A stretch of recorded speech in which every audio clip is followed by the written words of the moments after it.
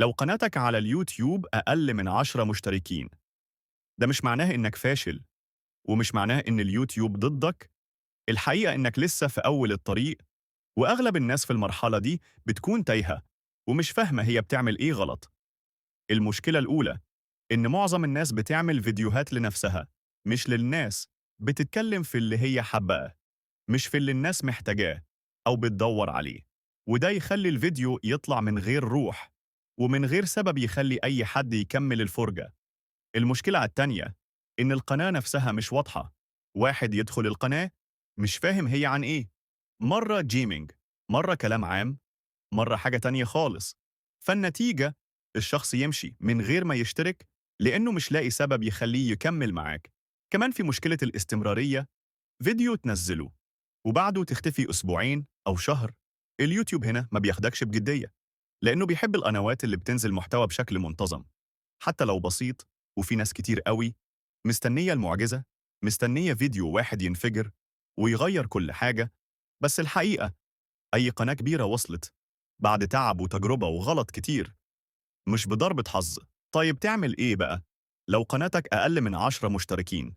أول حاجة، تركز في موضوع واحد بس. ما تشتتش نفسك.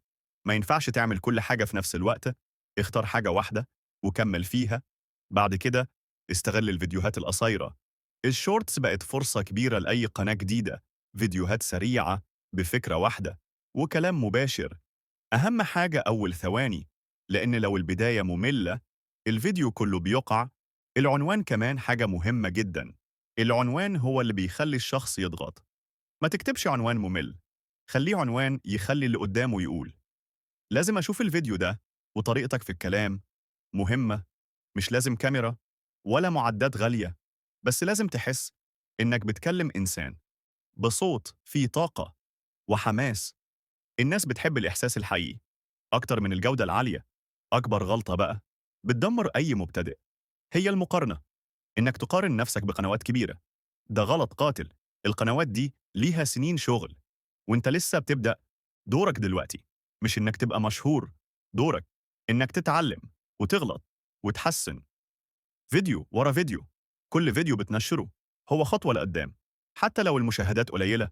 لو قناتك أقل من 10 مشتركين، افتكر إنك مش متأخر، انت بس في مرحلة البداية. اشتغل صح واستمر، وخلي تركيزك على التطوير مش الأرقام. ومع الوقت النتيجة هتيجي لوحدها.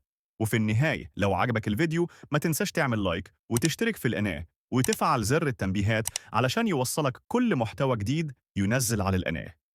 وكان معاكم كينج يوتيوب برو، وأشوفكم في الفيديو الجاي. مع السلامة.